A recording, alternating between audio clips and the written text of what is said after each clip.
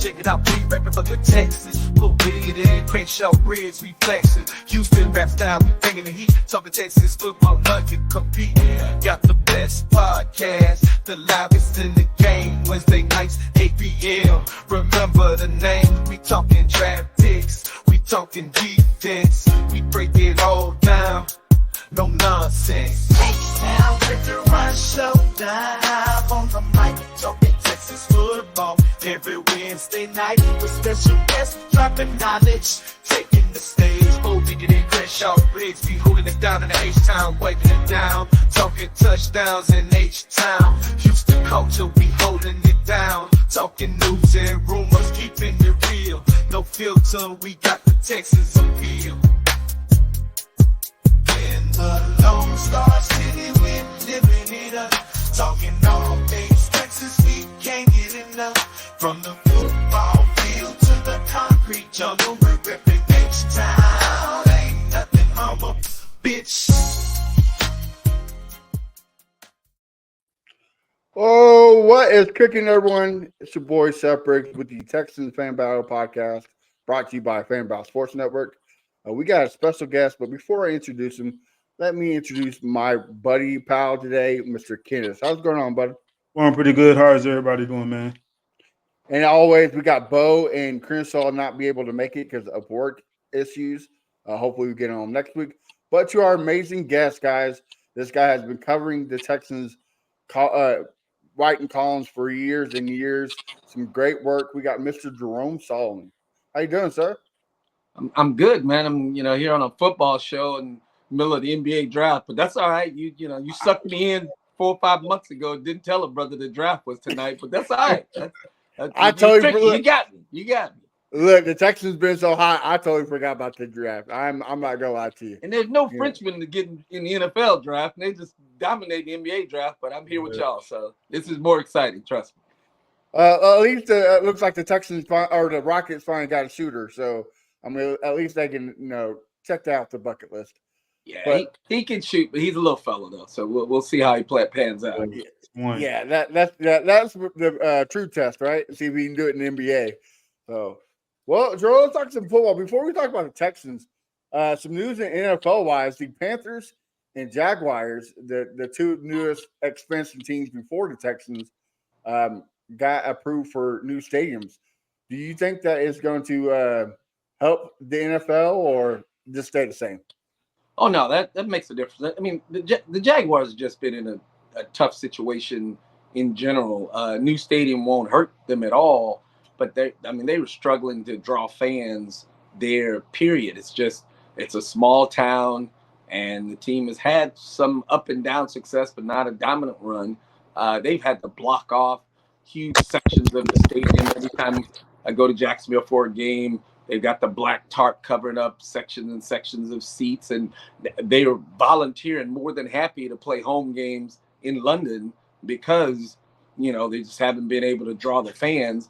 The stadium brings in more revenue, and that's what I know the owner of the Jaguars pretty well. I know his son, Tony Khan, extremely well, and talked to him a lot over the years.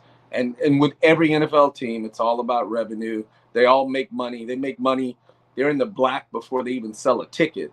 So the more suites they can sell and, that type of thing, get more corporate dollars in, the better it is for the team, the more money they can spend, as opposed to, being tight under the so-called salary cap. But yeah, that's a good thing for them. And Charlotte, I mean, that's their owner is, one of the wealthiest guys in the league.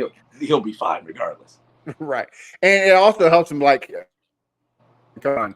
I mean, he owns AEW. It helps him get more pay-per-views or events like that. Hope maybe a Super Bowl 1 year, it helps with the NFL did that thing in Jacksonville, and they won't be going back there again. It did not go very well. They just don't have enough of 5-star quality hotels, and people were staying on yachts in cruise ships type things, etc. And it didn't really work out well. I don't see that happening again for Jacksonville. But I haven't read any of the stories. But usually the league promises a city or an area that you'll get a Super Bowl if you come up with all the millions that it'll take. to build next year. Now it's $1 billion probably to build the stadium. They usually make those promises. I don't know if they would do that for Jacksonville because the other owners did not like that week in Jacksonville for the Super Bowl. Yeah, I mean, if I had a stadium yacht, I wouldn't be too excited about it either. But that's just me. How do you like the concept? The last time I rolled my yacht, and stuck in Jacksonville for a week, I wasn't happy either. So I know how it is. Well, how do you like about the concept of the Jaguars? To me, it looks like a big toilet bowl, but that's just probably because it's the Jaguars. Yeah, it's well, you're a fan, so you're anti-Jaguar. Right.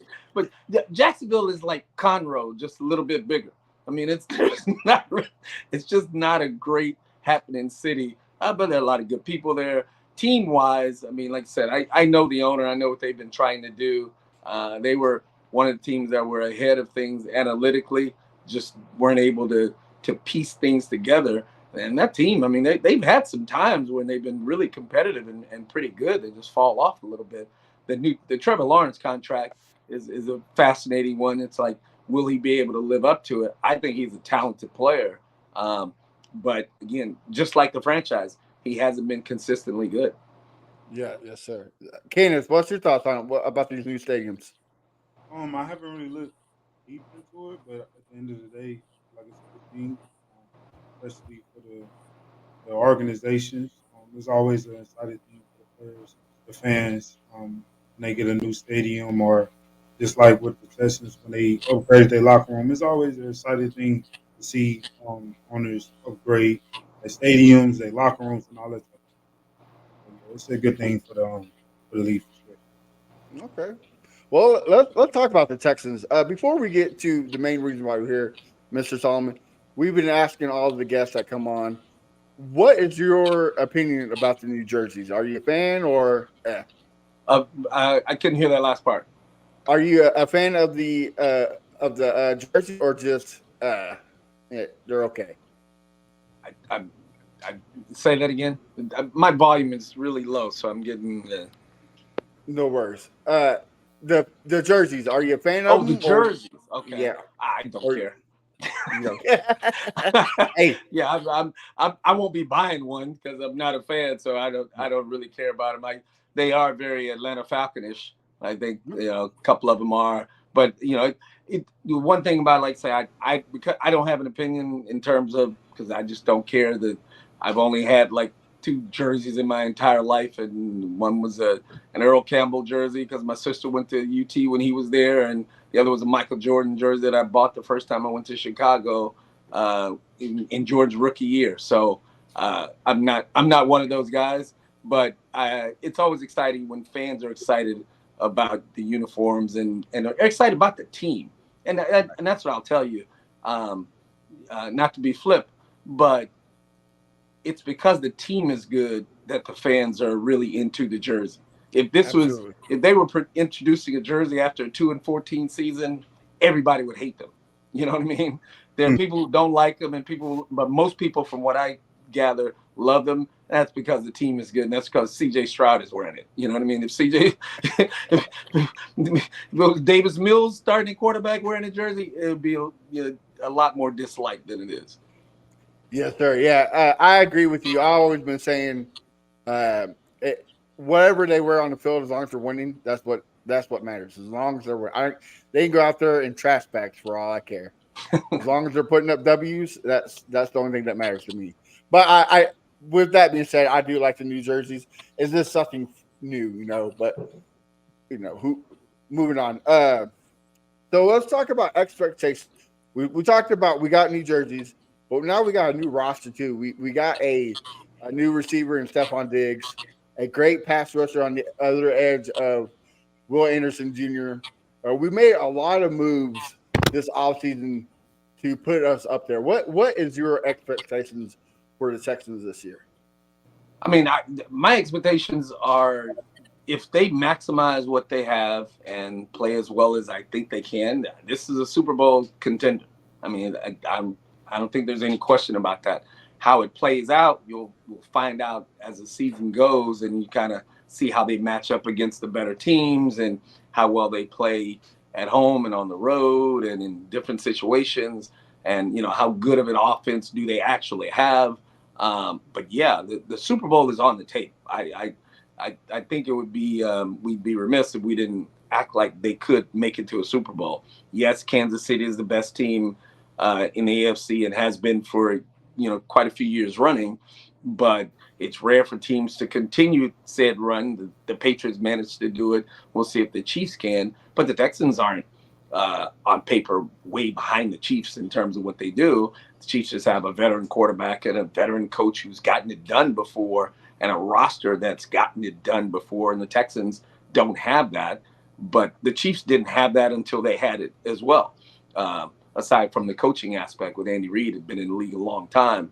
But yeah, I mean, and there's the other teams that are contenders, just like the Texans, and we'll see how it plays out. But yeah, I would not be sitting here shocked or giving interviews or talking, covering the team in the playoffs and, going, man, I'm surprised that this team is, finished with the second best record in the conference, or the best record in the conference, and got home field advantage.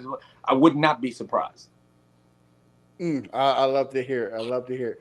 Kenneth, what do you think about the expectations? Like you said, the expectations is honestly Super Bowl. We have all these players that's speaking about it, and for me, as far as my expectations, of course, as a fan, I want to humble myself a little bit, but I do feel like it's AFC Championship or bust. That's how I feel. If we don't make it to the AFC Championship, we take that next step. Something we haven't done yet, and we made it to the divisional round a couple of times, but we need to take the next step to make it to the AFC Championship. We have the weapons, you know what I'm saying? We have the players. The team is definitely got way better than it was last year. And at the end of the day, we have that quarterback. Of course, we hoping for elite and CJ Stroud. We hoping for a MVP type season from him. I mean, we get that. The sky's the limit, and definitely see a Super Bowl in the next year or two. And I'll tell you too. That's to pick up on what Kenneth said, that the players and coaching staff and the organization's expectations are more important than the fans. And often you get organizations that try to downplay the expectations just because their jobs are on the line quite often, and they don't want to say we want to go to the Super Bowl. We're a Super Bowl caliber team, because then when they miss the playoffs, somebody's getting fired. Yep. So they usually downplay it, but the Texans aren't that kind of organization anymore. That it doesn't fit the personality.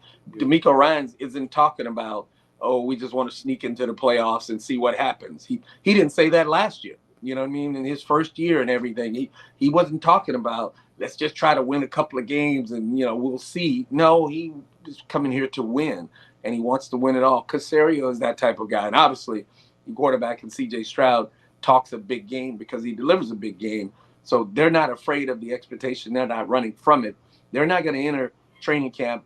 That first press conference when they talk in training camp, they're going to push it to the side and say, we're concerned about the next practice, but they're not going to hide from the overall goal is to win it all, and they believe they can get it done. And that matters more than anything, because the teams that don't think they can win it all have no chance. Absolutely. I love that. Speaking of CJ Stroud, there's people like Mike Florio saying that he's running his mouth too much, that he just needs to shut up and basically play football. What's your opinions? Do you think CJ is doing too much, or CJ being CJ? Let him be. Well, he's being himself for sure. That's he's very authentic. So it's not fake, and it's not something where he's talking trash just to make himself feel better about himself. Oh no, he believes in himself, and I don't have a problem with that. And it has been an issue in other sports. Generally in football, it's a little bit different, and guys aren't as out there. But this generation is different. This generation is used to saying what they think and telling everybody what they think. Tom Brady, grew up in a different generation where there was no social media, so people didn't get to know what he thought all the time. And then he went to an organization that was pretty closed. But I worked for the Boston Globe and covered the Patriots as the lead beat writer for a couple seasons and got to be around him. He talks a lot of shit. He talked trash all the time to his teammates, to opponents. I mean, that's who he was. Had he grown up in this era with social media, I guarantee you Tom Brady would have been telling people a lot more and be a lot more like a CJ Stroud, even with their different personalities. So people, there are a lot of people who didn't get a taste of Tom Brady's real personality until the roast when they heard him telling the jokes, and they're like, wait a minute, this Tom Brady? Well, that's who he is and always was. So I don't have a problem with it. Yeah, it's fascinating for people to talk about, but if you as an opponent, you're a defensive player for the Colts and you need CJ Stroud to get you fired up to play the Texans, you're not that good of a player any damn way. You know what I mean? You're just not. And so I don't think he's riling up other teams. All he's doing is building up confidence with his teammates and letting them know, this is where I stand, and they're going to be like, I got your back. But he's also, when the Texans fall short, and they will, they're not going to win every Super Bowl for the next 10 years. When they do, opposing fans are going to go, ha ha, see, you're not that good. And but they were going to say that anyway. You know what I mean? They do that. People are telling Tom Brady he's not that good after he already won 4 or 5 Super Bowls. It's just the way the world works. So no, it's not a distraction because it's the off season. There's no games being played. He's just having fun being himself, and he's an humble guy, but he's also confident.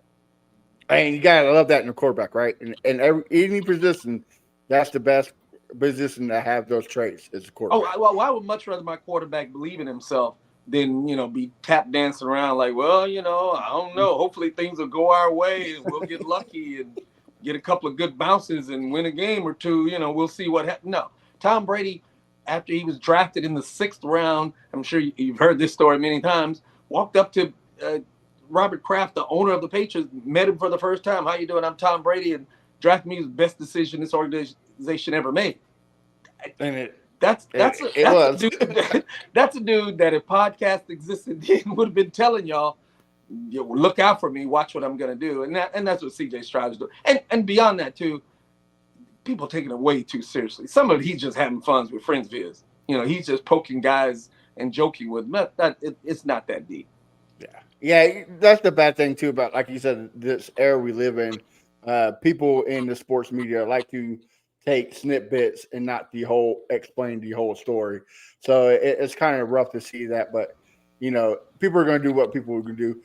Staying on CJ Stroud, what is your expectations for him this year? A lot of people expect him to have a sophomore slump, but me and Kenneth, we're strong believers that he could be the finalist for the MVP. He could win it all. What's your expectations for CJ Stroud? If he's the quarterback that I think he is, he'll be in the MVP hunt, for the rest of his career. Barring injury, et cetera, every season he's going to be one of those guys who is in the mix for getting it done. And I say that not because of what he did last season, but it was how he did it. He did it in a way where, he didn't just play good for a rookie. He played good for a quarterback in the NFL. So, and he played smart. He played intelligently. He made the right reads. He made a lot of physical plays. He had some luck. I mean, especially in the first half of the season, there were 4 or 5, defensive players who dropped, potential interceptions, et cetera. But had those guys even made those plays, his numbers still would have been ridiculous. To throw as few interceptions as he did, gives you an idea of how he reads defenses and how he understands the game plan, et cetera. And then when you hear him talk about the game plan, even immediately after the game or the weeks after or after the season, when he goes back and talks about plays and games, this guy has that mind of that Peyton Manning type of mind. Tom Brady has that, where these guys can go back and recall plays from years ago and game plays and game plans and how they approached it. And that's a unique trait. When you have that trait and you have his physical tools, and then you have players around you, weapons around you, you're always going to be in the mix for MVP. You're just a talented player. You don't go in, Right. for what, a long stretch. You didn't go into seasons wondering what's your expectation of Aaron Rodgers. Oh, I don't know. But yeah, he was he was going to be in the mix of one of the best players in the league, and he always was. And Tom Brady always was, and Peyton Manning always was. C.J. Stroud should be that guy. You rarely put that on the guy after 1 year, no doubt. But he showed in this year, and the way he did it, like, and maybe the best way of putting it after I did all that rambling was he didn't play well for a rookie to where you go, man, if he improves next year, he's going to be great. No, he played so well that he doesn't need to improve. He just needs to continue what he already did, and he'll be great because he was already great. So that tells me there that this guy is something special. And his numbers may not be as good, and he'll be a better player, but I'd be shocked if he doesn't continue to be one of the best quarterbacks in the game. Yeah, I like what you said, how he did it, right? Like the first 2 games, the offense wasn't really gelling. He even said on the post conference, hey, they need to put trust, open the game plan, open the game book. Like I want to be the focal point. And look what he did from there on. From the Jaguars, to me, was the turning point where they put the trust in CJ. And let's not forget injuries. The offensive line was a dismantled wreck. Like it was a car wreck, just destroying every bits and pieces of it. And then you got Nico Collins going out, Tank Dell out for the rest of the season, Noah Brown, just pieces that he needs to be, to be successful going out. Yeah, Daniel Pierce took the season off. Yeah, I was about to say, and then you had no run game until half the season. So now, and the good thing about that too is you got a GM in Nick Caserio where he helped build that for him. He went and got a Joe Mixon. He went and got Stephon Diggs. To me, I think the most underrated thing the Texans did this whole offseason was the defense. Like they went and got D'Amico's guys. They went and got a pass rush, and that's why C.J. Stroud don't have to carry this game on his back. If they lose, the defense is going to be, that's going to determine how far they go in the playoffs. I think they'll have a top 5 offense pretty naturally just by the weapons that they have and what they can do on that side of the ball. And they're so deep with receivers that they're, I hate to say it, but for fans, I'm sure, shut up, don't say it, but they're kind of injury free at receiver. Like they can withstand a guy or two going down for a few games here or there because they have so many weapons there.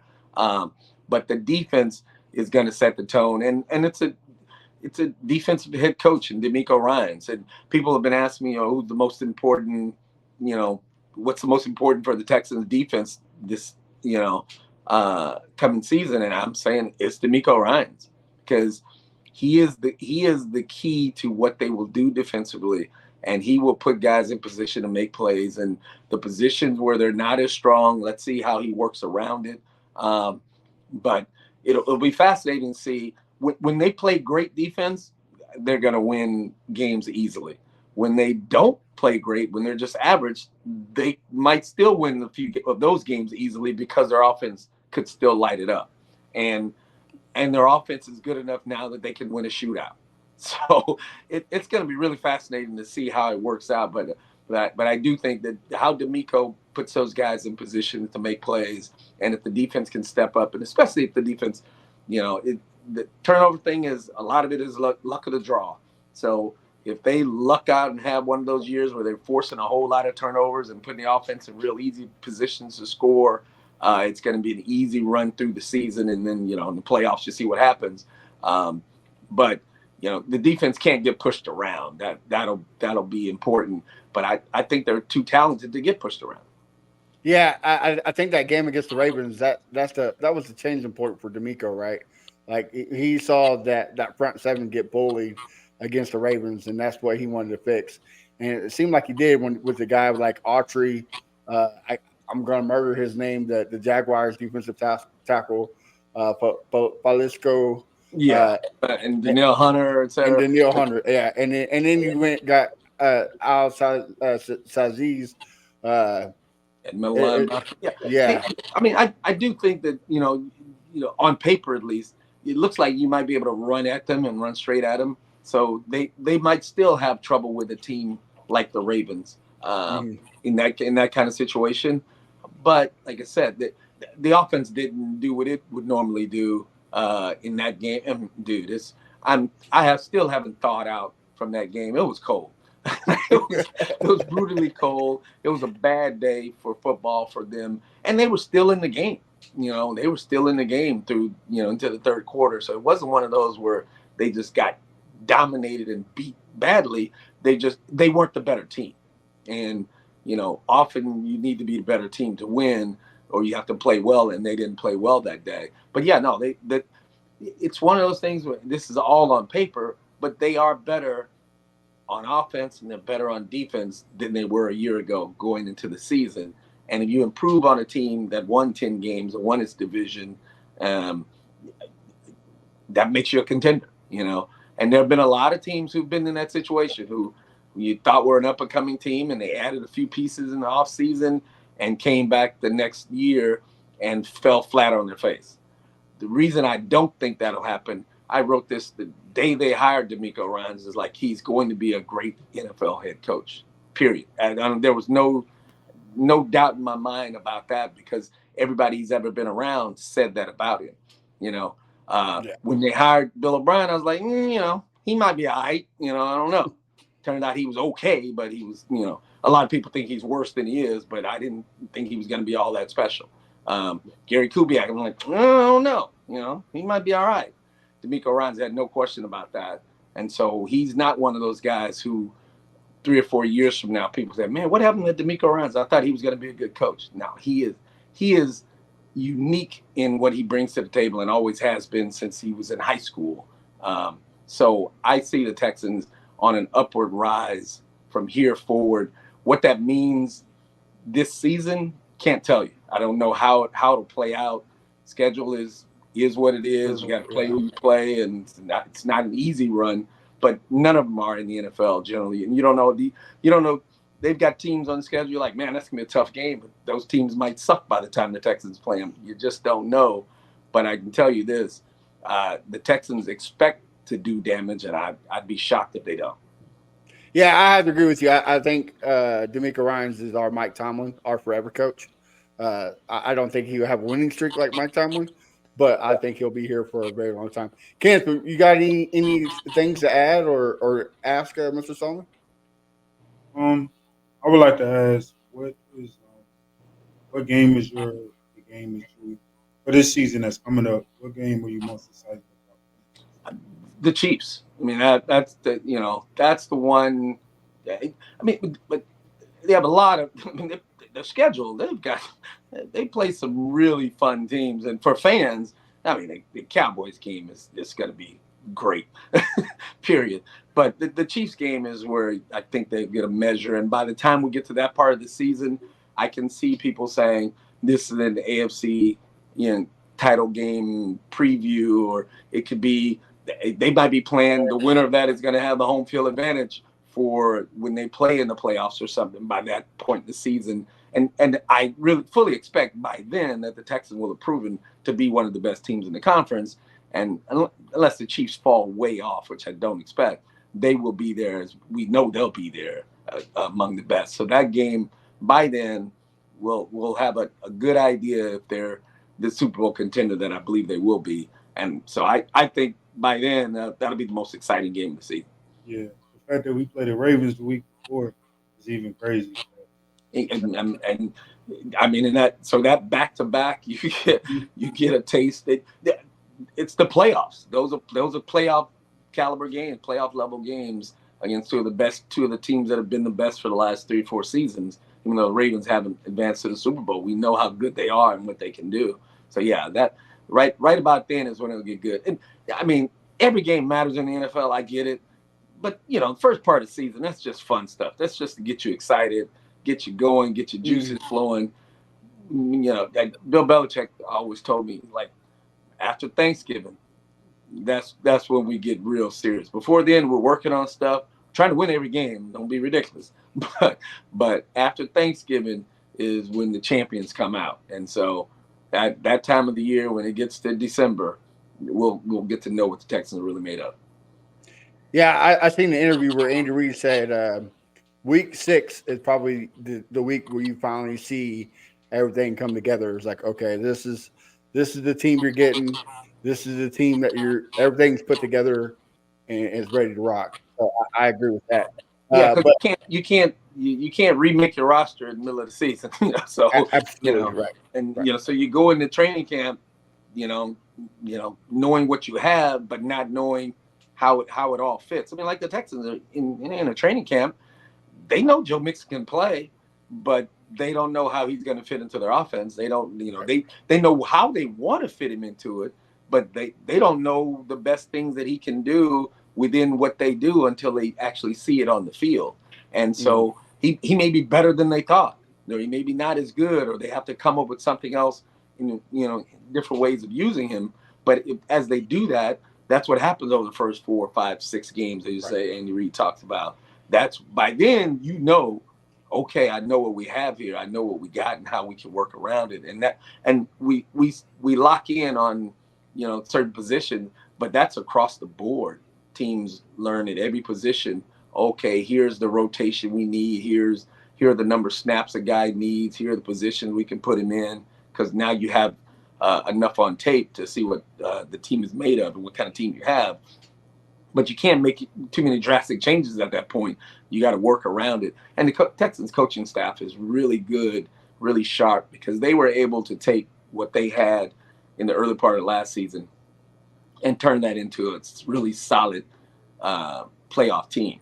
And so I expect them a lot of people. They got more to work with this year, so I expect them to do more of the same. Yeah. Kenneth, you got any questions before we let Mr. Jerome go? So you just spoke about Joe Mixon. I would like to ask you about another running back that we have on this roster. Damian Pierce. How do you feel about him? What do you expect from him this season? What are you hoping for? To do this? Yeah, because he's such a good dude and teammates like him. He works hard. It was odd to see him not be able to follow up on his rookie season last year. I mean, I know the coaching staff change and the offense change affected him, but I think people thought he was going to be better than he turned out being, and I wasn't expecting him to be a superstar in this league. Other people were like, "Oh my God!" It's what I was talking about, C.J. Stroud. It's like you see what a guy does as a rookie, and most people go, "Oh man, next year he's going to be even better." Well, it's not automatic. It doesn't come like that, and it doesn't work that way. So the key for him is to continue working hard and accept his role as the other running back behind Mixon, and it's the NFL. So Mixon, we don't know how many games Mixon will play or if he'll get injured or not. He hasn't been injury prone. He plays, and he's that, but you just don't know. But he's going to get opportunities, and it's about him taking advantage of those opportunities. I would hope that after a year in the system, that not only would he be better in working through what they do, but the offensive staff would have better ideas of ways to utilize what he does. The guy has some talent. So we're not talking about a guy. It would be different if he had his rookie season and then came back last year and weighed 20 pounds more, was out of shape, and no, it wasn't that. He just did not have a good year. He just didn't fit. He felt out of sorts. He felt out of place, and it didn't make any sense to keep running him out there when he wasn't the better option at tailback. So now his situation, it's on the coaching staff to find things that they can do with him, ways to utilize him so that he can contribute. Because we know he can play in the NFL. He's an NFL caliber running back. So how many opportunities he gets is going to be determined more by how well Mixon plays. But when he gets those opportunities, he takes advantage of them. Absolutely. I love it. Well, Mr. Jerome, before we let you go, I've got one last question for you. We ask everybody before they leave. What is your hot take for the Texans this year? It could be winning the Super Bowl, C.J. Stroud, MVP, anything crazy. What is your hot take for the Texans this year? I don't even do hot takes. Oh, but, a hot take for the Texans this year. How about they will lead the entire NFL in points per game. They're going to outscore everybody in the league. They're going to put up points at a ridiculous rate, and it's just going to be that way. And a lot of it will be because of the defense. If the defense plays well and gives them the ball over and over and over again, they're going to score. Defense gets a lot of turnovers, more points. If the defense plays poorly, they're in a shootout, more points and more yards. So they're not going to have a lot of games where they score under 20 points. They're going to be one of the highest. They're going to be the highest scoring team in the NFL. How many wins that translate to, we'll see. Oh, I love it. Well, in the wise words of our boy Crenshaw, this is the worst part of the show. It's because it's the end. Jerome, why don't you tell everybody what you got cooking and where we can find you on social media? That way we can support you. Well, I'm at Jerome Solomon. That's the easiest way to find me. I'm there on X/Twitter, and that's it. You can reach out to me, catch me anytime, and I've got a couple things coming up here, but that I can't talk about for another few weeks. But I'm there, always will be, and it's gonna be Texans fans. It's going to be a fun season, and if it's not, it's gonna be miserable because Texans fans have dealt with this before, where it's like, oh man, this 2013, we're gonna kill them, and it didn't happen. So I feel your pain.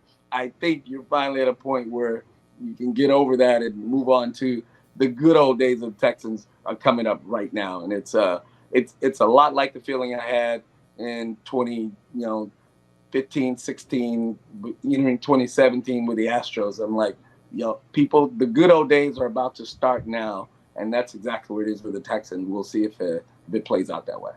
Oh, that's music to our ears. Well, Kenneth, tell us where we can find you at.